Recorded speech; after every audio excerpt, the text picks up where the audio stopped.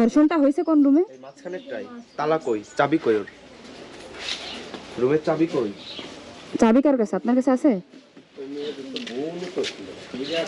আরে ভাই, ফ্যামিলি সবই জানে রাতের বেলা যে খাইনিটা আচ্ছা ভাই, মূলত মেরে ফেলার লাইন করেছে, তারা পারে নাই। চিল্লাচিল্লির কারণে এলাকার লোকজন সজাগ হয়ে সকালবেলা তারা উদ্ধার করে সবাই মিলে। আচ্ছা ভাই একটা কথা বলি, এই যে একটা বাচ্চারে ধর্ষণ করছে, পুরো রুমে রক্ত রক্ত হয়েছে, ইনারা এতগুলো ঘর এতগুলো বাড়ি, কেউ কি জানে না? জানে ঠিকই, এরা স্বীকার কেন করতেছে না? বেলা হঠাৎ করে তারা সেরি খেতে উঠে এই ব্যাপারটা দেখে, এটা আড়াল করার জন্য প্রথম তারা মাদ্রাসা নিয়ে যায় হুজুরের কাছে। তখন হুজুর বলে এটা কোনো জেন আচরের কিছু না, এটা কি হয়েছে পদ্ধতি বা পরবর্তীতে কি হয়েছে সেটা বলেন।